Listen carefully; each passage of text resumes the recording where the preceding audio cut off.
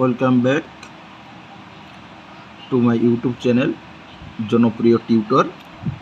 আমি গতদিনে তোমাদের সাথে বর্গ ও বর্গমূল বিষয়ে কিছুটা আলোচনা করেছিলাম।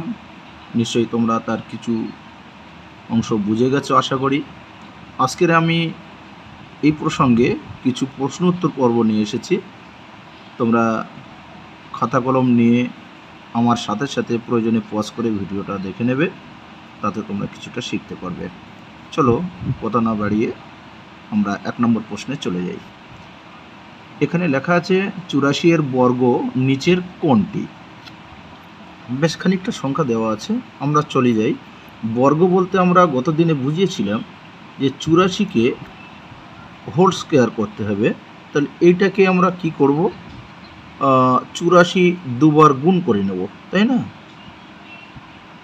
ডিয়ার স্টুডেন্ট, একটু মনোযোগী হও। 4 4 16,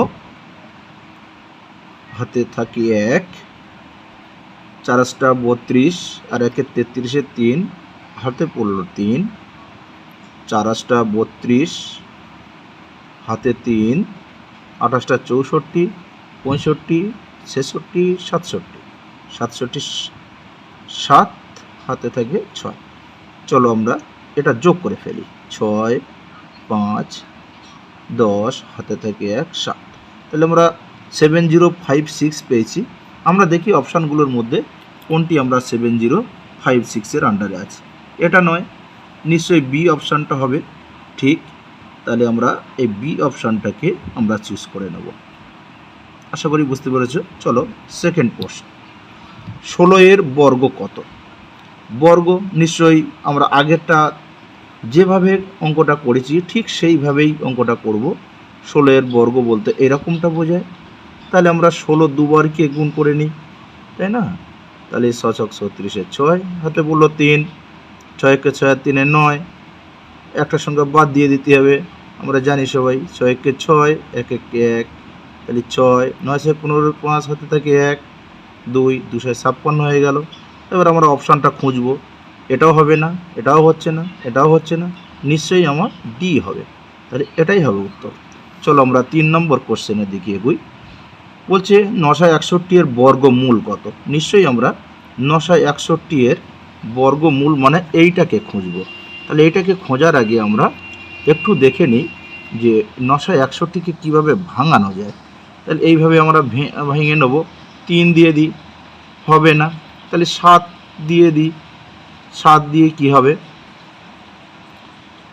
7 থেকে 7 থাকলো কত? 2, হয়ে গেল 26, 3 7 21, 21, তাহলে 26-এর মধ্যে 21 চলে গেলে থাকলো 5, 51, নিশ্চয়ই হচ্ছে না তাও। তাহলে আমরা কিভাবে করব 961 এর বর্গমূলটা? আমরা অন্য একটা পদ্ধতি অবলম্বন করি, দেখি। তাহলে 961 আমরা ভাগ পদ্ধতিতে চলে যাচ্ছি। 3 3 9, 6 1 থেকে গেল। এখানে যে 3টা আসবে, 3-এর ডবলে 6 চলে আসবে। যদি আমি এখানে 1 দিই তাহলে এখানে 1 দিতে হবে। যদি আমি এখানে 1 দিই তাহলে এখানে আমি 1 দিতে হবে। তাহলে 61 একে 61। তাহলে আমার এইটার বর্গমূল হচ্ছে 631 × 31। তাহলে বর্গর মধ্যে রুটোর মধ্যে থেকে একটা 31 চলে আসবে। তাহলে চলো আমরা অপশানটা খুঁজে নিই। কোথায় আছে? এ নয়, বি নিশ্চয়ই হবে। তাহলে বি উত্তরটা কারেক্ট। চলো আমরা নেক্সট অঙ্কটা খুঁজে নিই। 2205কে নিচের কোন বৃহত্তম সংখ্যা দ্বারা ভাগ করলে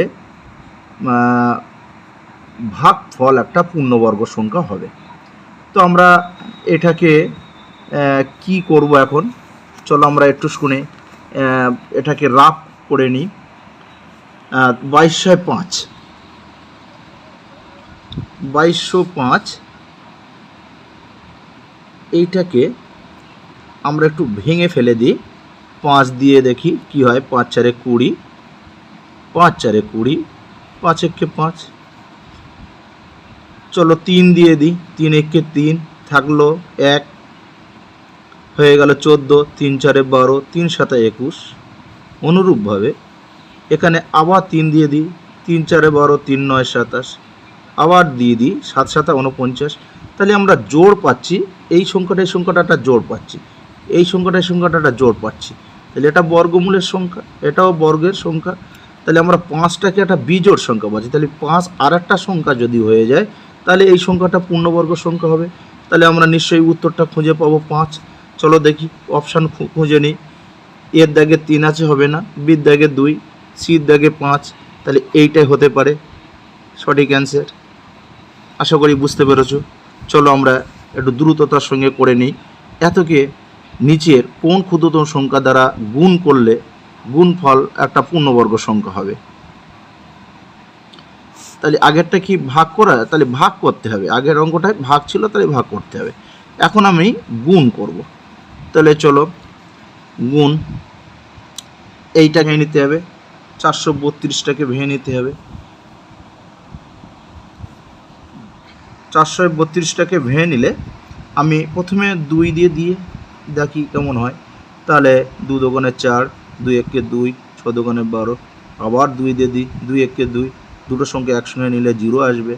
8 দোকানে 16, 2, 5 দোকানে 10, 4 দোকানে 8, আবার 2, 2 দোকানে 4, 7 দোকানে 14, 3 নং 27, 3 3কে 9।